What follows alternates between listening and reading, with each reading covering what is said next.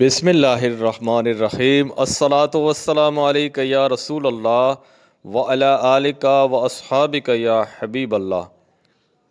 جب حضرت موسیٰ علیہ السلام کی عمر 30 سال ہو گئی تو اللہ پاک نے آپ علیہ السلام کو علم و حکمت سے نوازا۔ جوانی میں ہی حضرت موسیٰ علیہ السلام نے حق کا بیان اور فرعون اور فرعونیوں کی گمراہی کا رد شروع کر دیا تھا اور فرعونیوں کے دین سے منع کرنے لگے۔ بنی اسرائیل کے لوگ آپ کی بات سنتے اور آپ کی پیروی کیا کرتے تھے۔ آہستہ آہستہ اس بات کا چرچا ہوا اور فرعونیوں نے آپ علیہ السلام کی تلاش شروع کر دی۔ اس لیے آپ جس بستی میں داخل ہوتے تو ایسے وقت داخل ہوتے جب وہاں کے لوگ غفلت میں ہوں۔ ایک دن حضرت موسیٰ علیہ السلام منف شہر میں داخل ہوئے اور یہاں آپ نے دو مردوں کو آپس میں لڑتے ہوئے پایا۔ ان میں سے ایک کا تعلق بنی اسرائیل سے تھا اور دوسرا فرعون کی قبطی قوم سے تعلق رکھتا تھا، اور یہ قبطی جو تھا یہ اسرائیلی پر جبر کر رہا تھا، یعنی ظلم کر رہا تھا تاکہ وہ اس پر لکڑیوں کا انبار لاد کر فرعون کے کچن میں لے جائے۔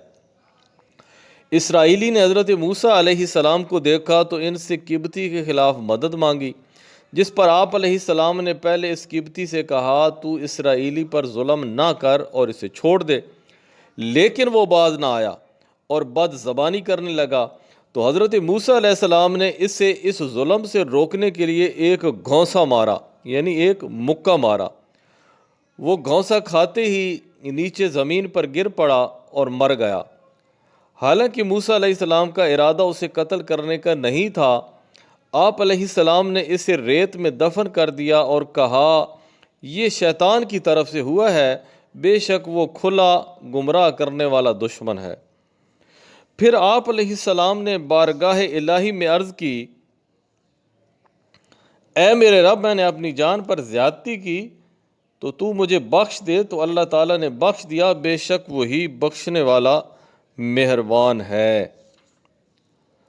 حضرت موسیٰ علیہ السلام کا یہ کلام عاجزی اور انکساری کے طور پر تھا۔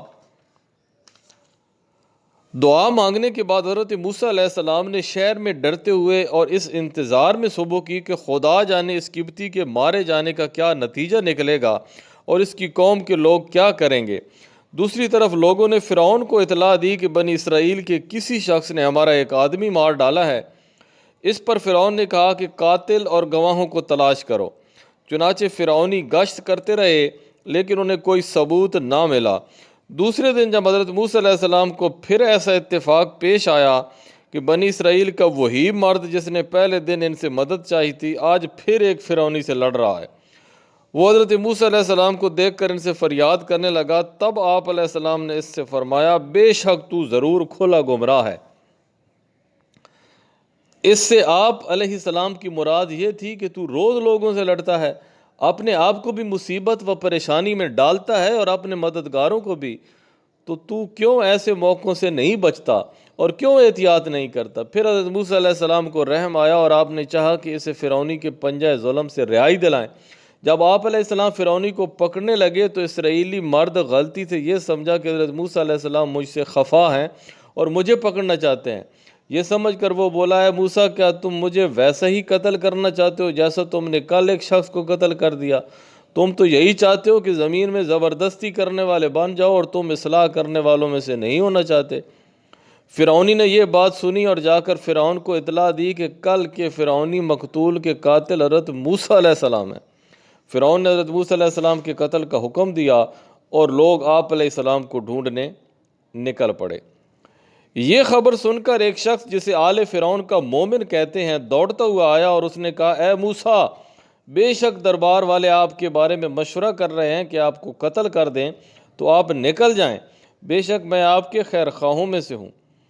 صورتحال کا علم ہونے پر آپ علیہ السلام نے اس شہر سے ہجرت کرنے کا ارادہ کر لیا اور یہاں سے مدین کی طرف رخت سفر باندھا، کیونکہ مدین ایسا علاقہ تھا جو فرعون کی مملکت سے باہر تھا اور اس کے علاوہ باہر آباد بھی تھا اور قریب بھی تھا۔ آپ علیہ السلام نے دعا فرمائی، اے میرے رب، مجھے ظالموں سے نجات دے دے۔ حضرت موسیٰ علیہ السلام نے مدین کا راستہ بھی نہ دیکھا تھا، نہ کوئی سواری تھی، نہ توشہ، نہ کوئی ہمرائی، راستے میں درختوں کے پتے اور زمین کے سبزے کے سوا خوراک کی اور کوئی چیز نہ ملتی تھی۔ جب حضرت موسیٰ علیہ السلام نے مدین کی طرف جانے کا ارادہ کیا تو یوں کہا، ان قریب میرا رب مجھے سیدھا راستہ بتائے گا۔ چنانچہ اللہ تعالیٰ نے ایک فرشتہ بھیجا جو آپ علیہ السلام کو مدین تک لے گیا۔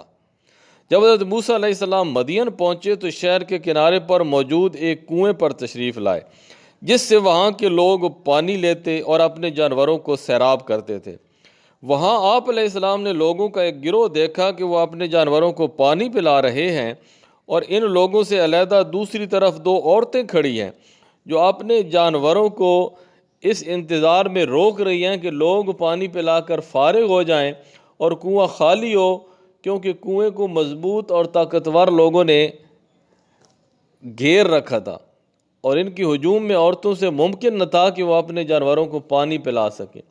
حضرت موسیٰ علیہ السلام نے ان سے فرمایا، تم دونوں اپنے جانوروں کو پانی کیوں نہیں پلاتی؟ انہوں نے کہا، جب تک سب چارواہے اپنے جانوروں کو پانی پلا کر واپس نہیں لے جاتے تب تک ہم پانی نہیں پلاتی، کیونکہ نہ ہم مردوں کے مجمع میں جا سکتی ہیں اور نہ پانی کھینچ سکتی ہیں۔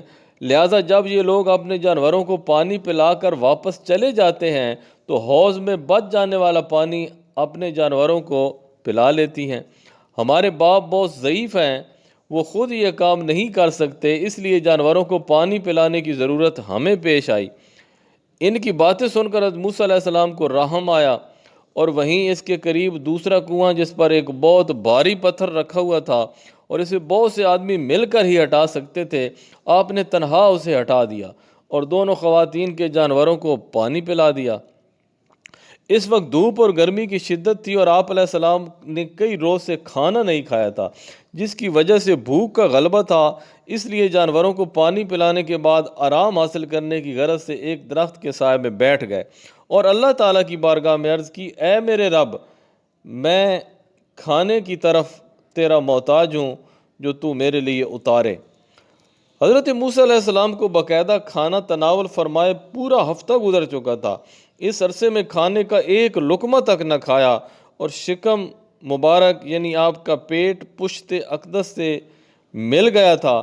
اس حالت میں آپ علیہ السلام نے اپنے رب سے غذا طلب کی، اور اللہ تعالیٰ کی بارگاہ میں نہایت قرب و منزلت رکھنے کے باوجود انتہائی عاجزی اور انکساری کے ساتھ روٹی کا ایک ٹکڑا طلب کیا۔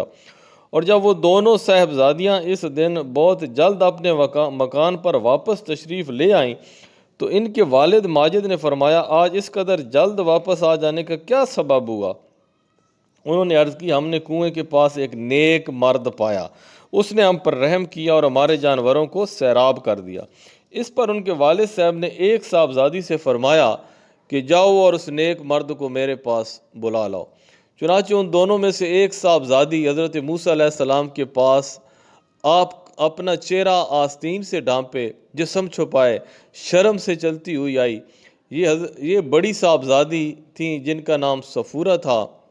حضرت موسیٰ علیہ السلام کے پاس پہنچ کر انہوں نے کہا کہ میرے والد آپ کو بلا رہے ہیں تاکہ آپ کو اس کام کی مزدوری دیں جو آپ نے ہمارے جانوروں کو پانی پلایا ہے۔ اتفاق کی بات یہ تھی کہ یہ جو دو عورتیں تھیں، ان کے والد اللہ پاک کے نبی حضرت شعیب علیہ السلام تھے۔ تو حضرت موسیٰ علیہ السلام اجرت لینے پر تو راضی نہ ہوئے، لیکن حضرت شعیب علیہ السلام کی زیارت اور ان سے ملاقات کرنے کے ارادے سے چلے، اور ان صاحبزادی صاحبہ سے فرمایا، آپ میرے پیچھے رہ کر راستہ بتاتی جائیں۔ یہ آپ علیہ السلام نے پردے کے اہتمام کے لیے فرمایا تھا۔ جب حضرت موسیٰ علیہ السلام حضرت شعیب علیہ السلام کے پاس پہنچے تو کھانا حاضر تھا۔ آپ علیہ السلام نے فرمایا، بیٹھیے کھانا کھائیے۔ حضرت موسیٰ علیہ السلام نے ان کی یہ بات منظور نہ کی اور فرمایا، میں اللہ تعالیٰ کی پناہ چاہتا ہوں۔ حضرت شعیب علیہ السلام نے فرمایا، کھانا نہ کھانے کی کیا وجہ ہے؟ کیا آپ کو بھوک نہیں ہے؟ موسیٰ علیہ السلام نے فرمایا، مجھے اس بات کا اندیشہ ہے کہ یہ کھانا میرے اس عمل کا عوض یعنی بدلہ نہ ہو جائے جو میں نے آپ کے جانوروں کو پانی پلا کر انجام دیا ہے، کیونکہ ہم وہ لوگ ہیں جو نیک عمل پر عوض لینا قبول نہیں کرتے۔ حضرت شعیب علیہ السلام نے فرمایا، اے جوان، ایسا نہیں ہے، یہ کھانا آپ کے عمل کا عوض نہیں بلکہ میری اور میرے آبا و اجداد یعنی میرے باپ دادوں کی عادت ہے کہ ہم مہمان نوازی کرتے ہیں اور لوگوں کو کھانا کھلاتے ہیں۔ یہ سن کر حضرت موسیٰ علیہ السلام بیٹھ گئے اور کھانا تناول فرمایا، یعنی کھانا کھایا۔ اس کے بعد تمام واقعات و احوال جو فرعون کے ساتھ گزرے تھے، اپنی ولادت سے لے کر قبطی کے قتل اور فرعونیوں کے آپ کے درپے جان ہونے تک، سب حضرت شعیب علیہ السلام سے بیان کر دیے۔ حضرت شعیب علیہ السلام نے فرمایا، ڈرو نہیں، آپ ظالموں سے نجات پا چکے ہو۔ گفتگو ختم ہونے کے بعد حضرت شعیب علیہ السلام کی ایک صاحبزادی یعنی بیٹی نے عرض کی، ابا جان آپ انہیں اجرت پر ملازم رکھ لیں کہ یہ ہماری بکریاں چرایا کریں اور یہ کام ہمیں نہ کرنا پڑے۔ یقیناً اچھا ملازم وہی ہوتا ہے جو طاقتور بھی ہو اور امانت دار بھی۔ اس پر حضرت شعیب علیہ السلام نے اپنی صاحبزادی سے دریافت کیا کہ تمہیں ان کی قوت و طاقت کا علم کیسے ہوا؟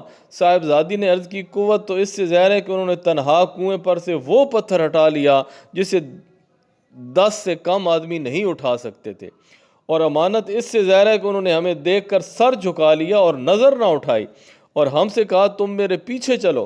یہ سن کر حضرت شعیب علیہ السلام نے حضرت موسیٰ علیہ السلام سے فرمایا، میں چاہتا ہوں کہ اپنی دونوں بیٹیوں میں سے ایک کے ساتھ اس مہر پر تمہارا نکاح کر دوں کہ تم 8 سال تک میری ملازمت کرو، پھر اگر تم 10 سال پورے کر دو تو وہ اضافہ تمہاری طرف سے ہوگا، اور میں تمہیں مشقت میں ڈالنا نہیں چاہتا۔ انشاءاللہ ان قریب تم مجھے نیکوں میں سے پاؤ گے۔ حضرت موسیٰ علیہ السلام نے جواب دیا، یہ میرے اور آپ کے درمیان معاہدہ طے ہے، میں ان دونوں میں سے جو بھی مدت پوری کروں تو مجھ پر کوئی زیادتی نہیں ہوگی، اور ہماری اس گفتگو پر اللہ نگہبان ہے۔